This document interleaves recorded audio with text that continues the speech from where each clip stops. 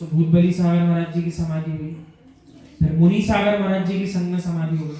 अब तीसरे जो संग में है मुक्ति सागर जी महाराज, उनकी समाधि चल रही है। यम संलेखना ले लिए, आज 10वां दिवस था। पिडावा नाम का क्षेत्र राजस्थान में लगता है, उसी स्थान पर ठहरे और इतना भक्ति भाव हम देख रहे हैं।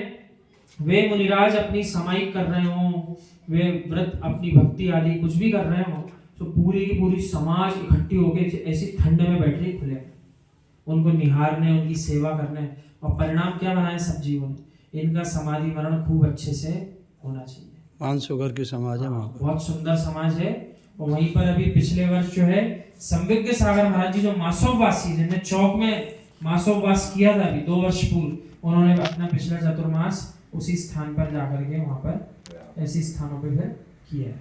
बड़ी सुंदर समाज है पिटावा। ज्ञानियों, जब जब भगवान के पास जाओ कभी भूल मत कर लेना, ये जरूर बोलना मैं ये भक्ति आज के लिए नहीं कर रहा। जैसे कि बैंक में पैसे आप आज के लिए नहीं रख रहे हो, अंतिम समय में क्या आवश्यकता पड़ जाए इसलिए रख रहे हो। ऐसे ही प्रभु से कहना, हे नाथ आज आपके चरणों में भक्ति कर रहा हूं, मैं अपने शरीर के लिए नहीं कर रहा। अंतिम श्वास निकले तो आपका नाम लेते लेते निकले।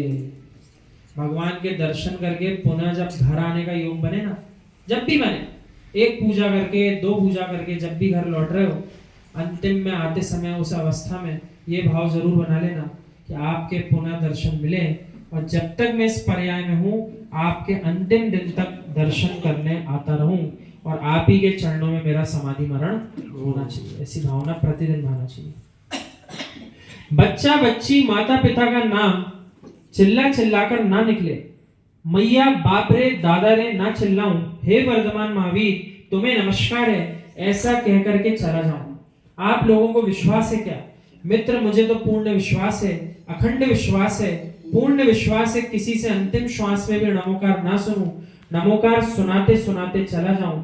अभ्यास करो, विश्वास मानो, मैं तो अभ्यास इसी का कर रहा हूं। आचार्य भगवान विशुद्ध सागर महाराज जी कल जब सुबह मुनि श्री समता सागर महाराज जी के गांव में पहुंचे तो मुनि श्री समता सागर महाराज जी के पास सूचना पहुंची कि आपके ग्रस्त अवस्था के गांव में आचार्य भगवान विशुद्ध सागर महाराज जी का संग आने वाला। तो समता सागर महाराज जी, इतना सुंदर उनका नाम, उनने वैसे ही उनके परिणाम बनाए और समाज को सूचना दी।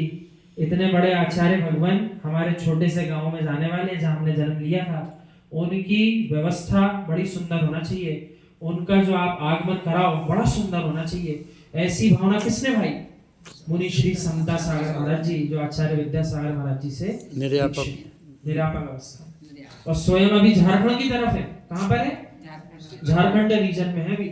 और वहां से भी उन्होंने सूचना समाज को क्या करी, आचार्य भगवान विशुद्ध सागर महाराज जी के संग के आगमन की बहुत अच्छी तैयारी होना चाहिए, बिल्कुल भी किसी प्रकार से अव्यवस्था नहीं बनना चाहिए। इतने सुंदर उनके परिणाम। तो आचार्य भगवान विशुद्ध सागर महाराज जी ने भी उनके नगर पहुंच करके गांव में जाकर के उनके लिए बहुत सुंदर बात कही कि ऐसे ही परिणाम प्रत्येक मुनिराज के मन में हो कि एक दूसरे मुनिराज के लिए सब क्या करें, खूब सुंदर उनकी वात्सल्य भक्ति करें और कराएं। इससे सुंदर बात बोले क्या हो सकती है इस जगत में। ऐसी परिणाम बोले सारे जीवों के एक दूसरे के लिए होना चाहिए। तो ऐसी भाव आप भी भाया करो कि देखो हम ही अकेले इतनी ठंड में नहीं आए, हमारे अलावा जितने आए हमारा सबके प्रति बहुत वात्सल्य। इतने ठिठुरन के काल में भी अपन मध्य रात्रि के यहाँ प्रसंग में आकर के भगवान जिनेन की वाणी एक साथ सुन रहे। यही वो विरले जीव है जैन नगर के, कम से कम हम बोल सकते हैं, जो दृढ़ श्रद्धानी है, मौसम को नहीं देख रहे, यूं कह रहे तत्व निर्णय प्रतिदिन करना पड़ेगा, मोक्ष जाना है तो वही जीव है जिनको सही में मोक्ष जाने की भावना आ चुकी है। बहाने नहीं चल रहे हैं, यहाँ पर जनवाणी चल रही और सब वही पान उसका कर रहे हैं, इसलिए अपने लिए अनुमोदना करो। मैंने सुन रखा एक तोते के 2 बच्चे थे, उन्हें एक शिकारी जंगल से पकड़ लाया और बाजार में उसने बेच दिए। बाजार में जो बेचा वो राज कर्मचारी खरीद कर ले गए, उन्होंने सम्राट को सौंप दिया।